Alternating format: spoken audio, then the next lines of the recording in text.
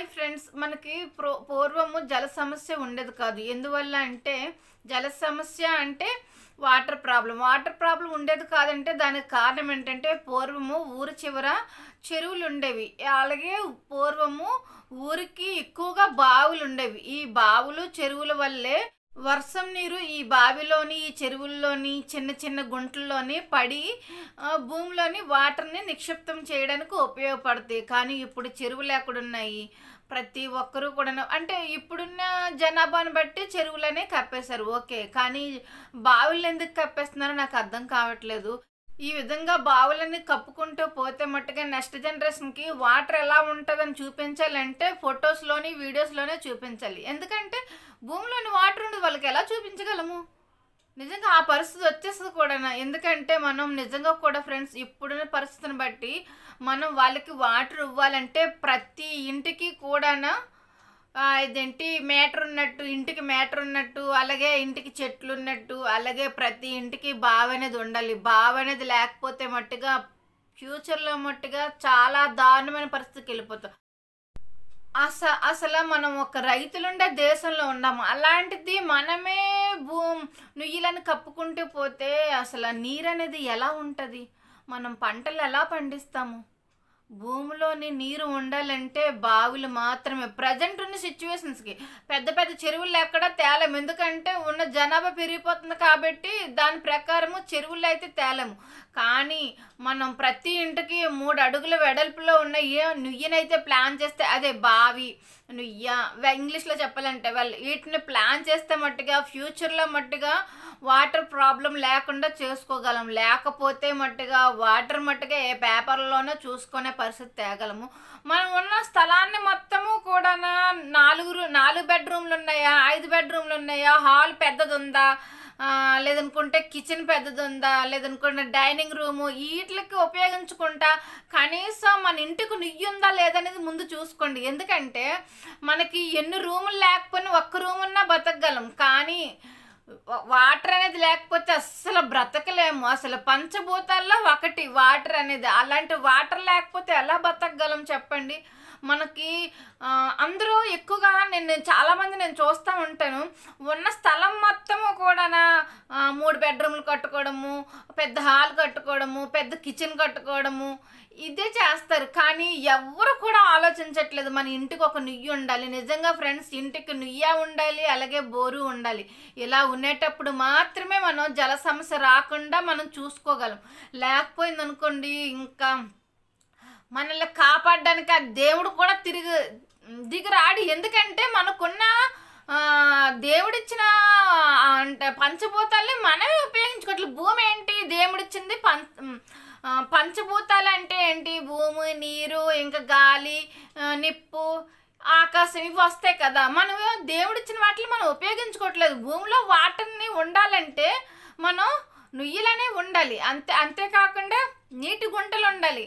చెరువులు అనేవి ఇప్పుడు అంటే ప్లాన్ చేయడానికి అంత ఇది లేదు. ఎందుకంటే ఉన్న జనాభా బట్టి ప్రకృతి అనేది మనం ప్రకృతిలోని భూమి అనేది ఒకటి ప్రకృతిలో ఒక భాగం కాబట్టి మనం నిజంగా కూడా మనం ప్రకృతిని ఉపయోగించుకుందాం, భూమిని ఉపయోగించుకుందాం. భూమిని ఏ రకంగా నీరు అనేది లేకపోతే మట్టుగా మనం ఎన్ని బెడ్రూమ్లు ఉన్నాయి, లేదనుకుంటే మన వెనకాతలు ఎన్ని ఆస్తులు ఉన్నా కూడా నీటి చుక్క లేకపోతే పైసాకు పని అనకూడదు, కానీ ఎందుకు పనికిరాం.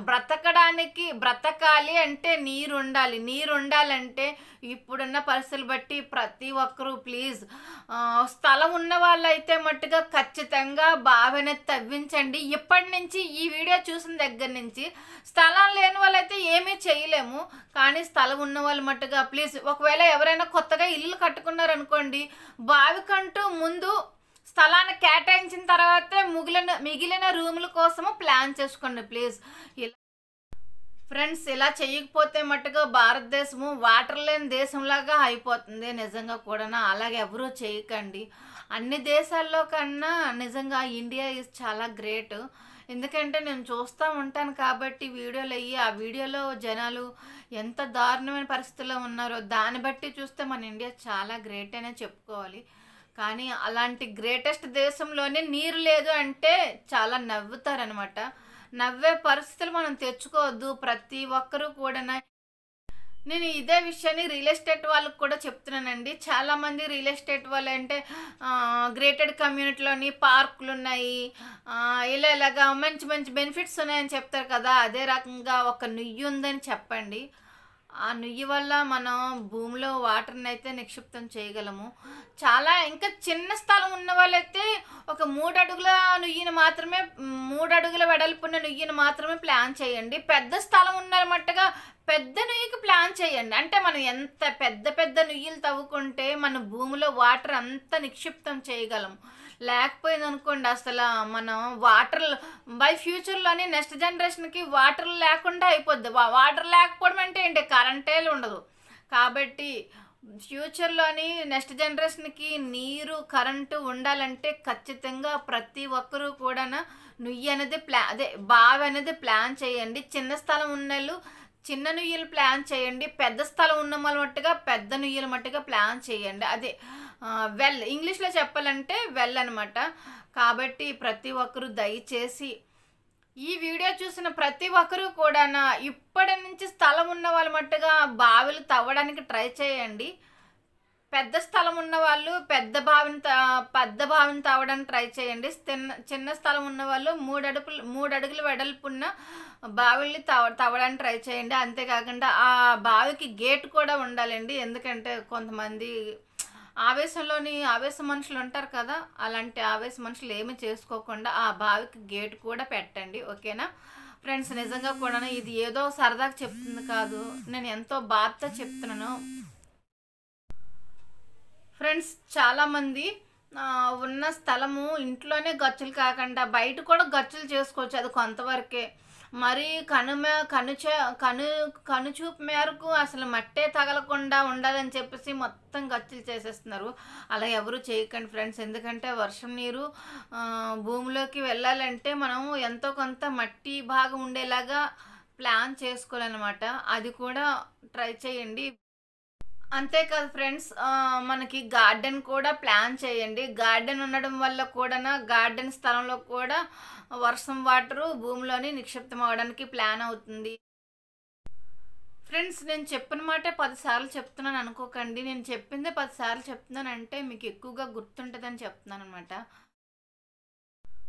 ఫ్రెండ్స్, చివరిగా చెప్తున్నాను, ఉన్న స్థలాన్ని మొత్తము బెడ్రూమ్లకి, హాల్స్కి, ప్లే గ్రౌండ్స్కి, వీటి కోసం, పార్కుల కోసము, వీటి కోసమే కాకుండా ఉన్న స్థలాన్ని భూమిలోని వర్షం నీరు నిక్షిప్తమయ్యేలా ఒక బావిని మట్టుగా ఖచ్చితంగా తవ్వండి.